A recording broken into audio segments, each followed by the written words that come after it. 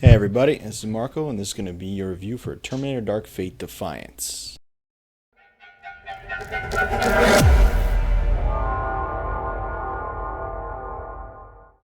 There's a lot of good, and there's a lot of bad with this game.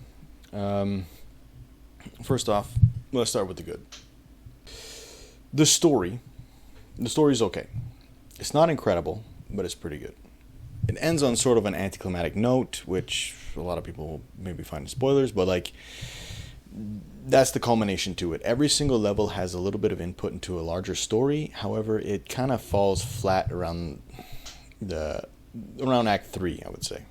Uh, it has great character development.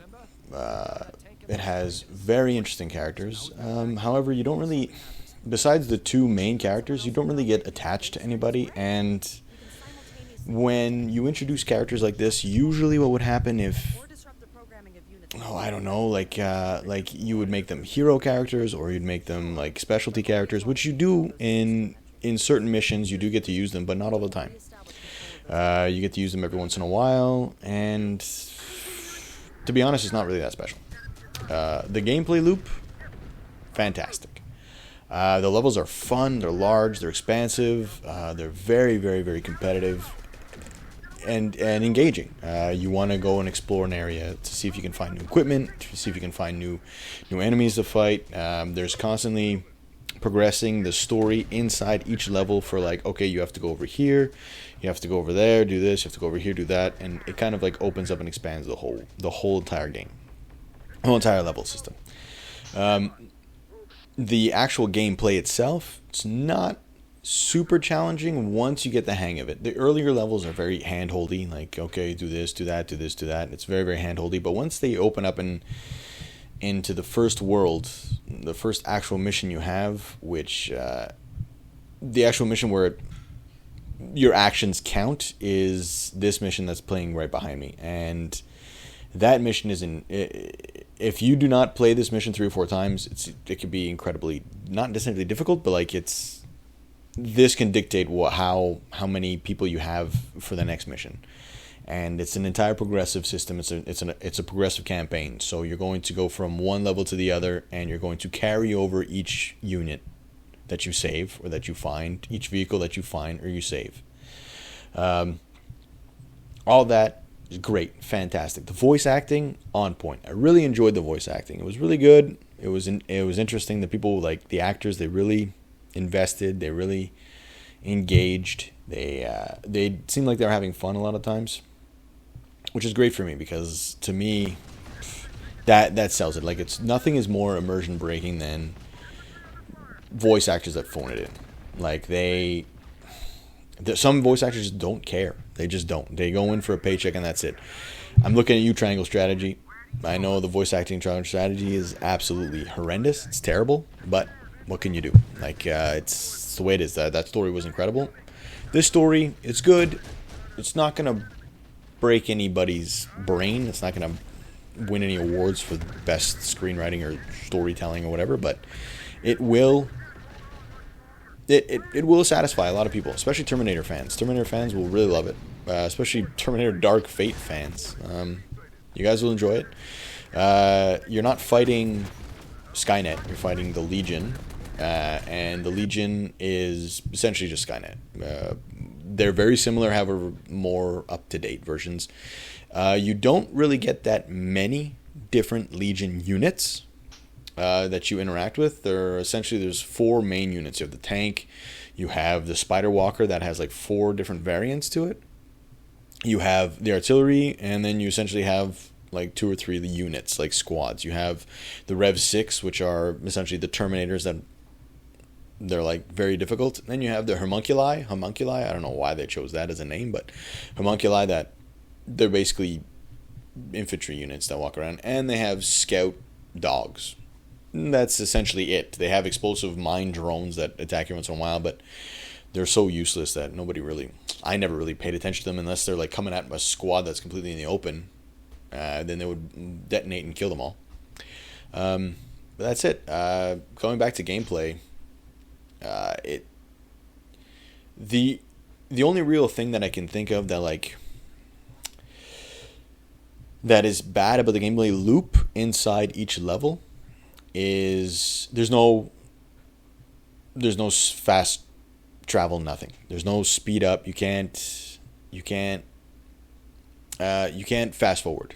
You can't speed time up. You have to actually drive a slow moving tank from one end of the map to the other.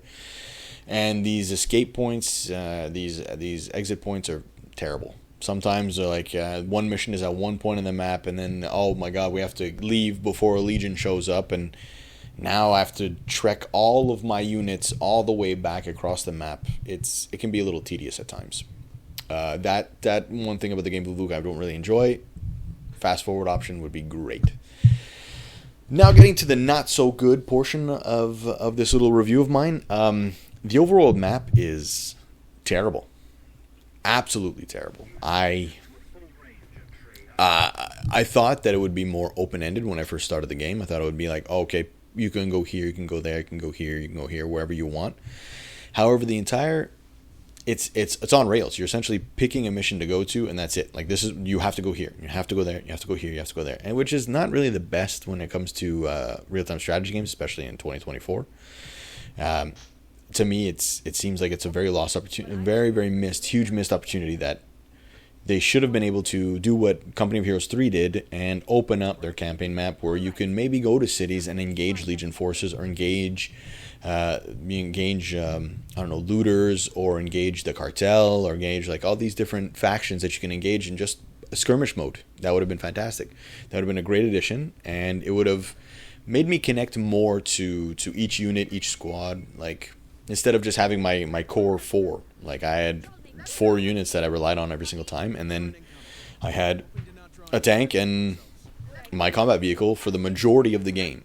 That's what you have, and that's it. And then like at the end, near the end game, that's when you start getting them like better units, which is also a detriment too, because like we should be able to have more access to better units earlier on. Talking about getting access to units and actually using them, this resource system is probably the worst resource management system I've ever seen in any game. Yeah, it's absolutely terrible. I've been more than frustrated with it, especially when you're getting to the end game and your units start costing ridiculous amounts of resource, where there's no feasible way you can keep them and add and use goodwill points to upgrade the units that you need to hold buildings, or to advance, or actually be able to fight Legion and fight the integrators, or fight any other faction that you absolutely need to upgrade your units. And essentially what they do is they give you just enough resources to go to the next location. Sometimes that's before you have to pay resources to refuel all your tanks, refuel all your vehicles, refuel, rearm all of your weapons, all of that stuff, and all of that costs resources. To travel costs resources. I think it needs a total retool or rework if they're going to go into if they're going to add DLC, if they're going to add anything else, it needs a rework. This whole overworld system needs a rework. Even when after mission completing you don't gain resources. You it's either somebody gives them to you as a reward for I give you 140. I can't collect resources. There's no way to like manage them. The only way to manage them really is to not pick up any vehicles. You find a supply vehicle in a mission. You use that supply vehicle in that mission. That's it. And you take your drivers out and you send them on their way. Like you try and refuel and rearm all of your vehicles before the end of the mission, if you can. Some levels don't even have resupply and rearm unless they're intense firefight missions. But besides that, like. Yeah, the resource management system I really did not like. I did not enjoy it. It was cool concept at first. The first few levels were great. We're like, oh, okay, cool, yes. Oh, I can't keep this van because it takes X amount of resources. Oh, I can't keep this vehicle because X amount of resources. I have to disband this unit because they're not as good as my other units. Like, that's great. That's fantastic. Cool. However, when I get deeper into the story and I start facing... Man, there's a one point where...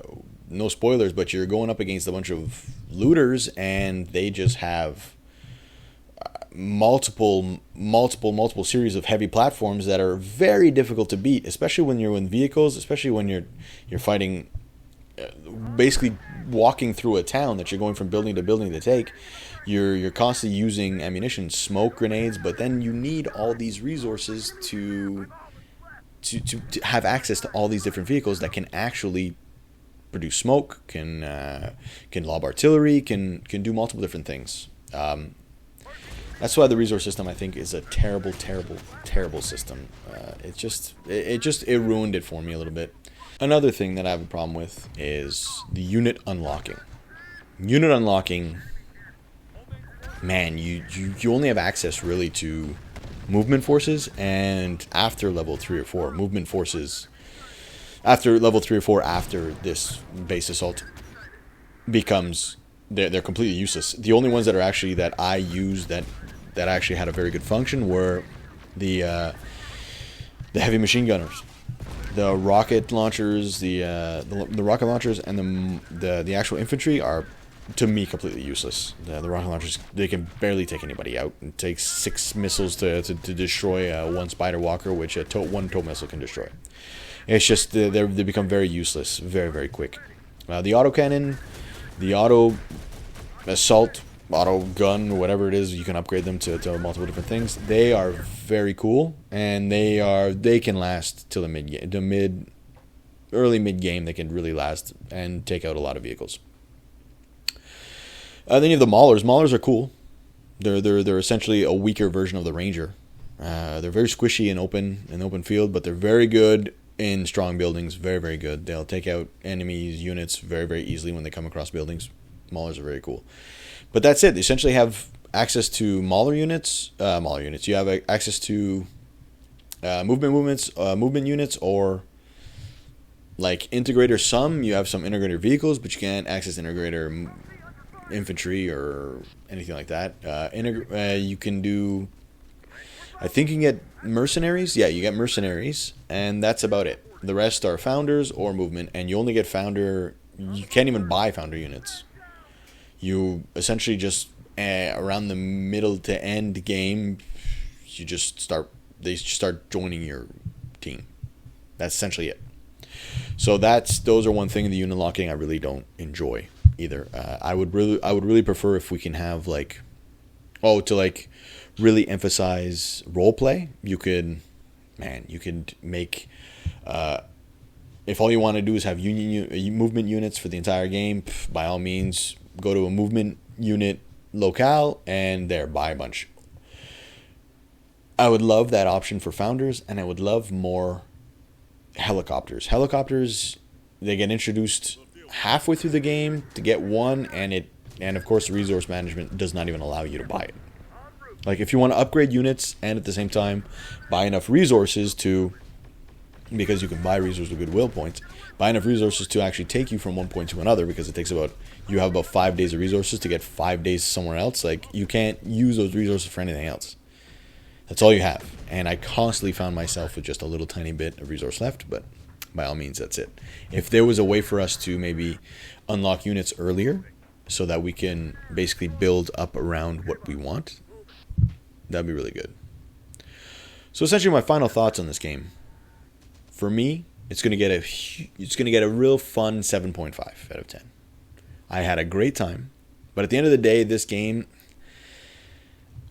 if you have $38, if you have $40 American or $50 Canadian, and you just want to play an RTS, waiting for Homeworld 3, then by all means buy this game. It's a lot of fun. The RTS aspects are very good. It's great. After about 20 to 25 hours of playing, is very good, and I'm very happy. And 7.5 is good. Let me know what you guys think down in the sock drawer down below, and leave a like and subscribe. Thank you very much.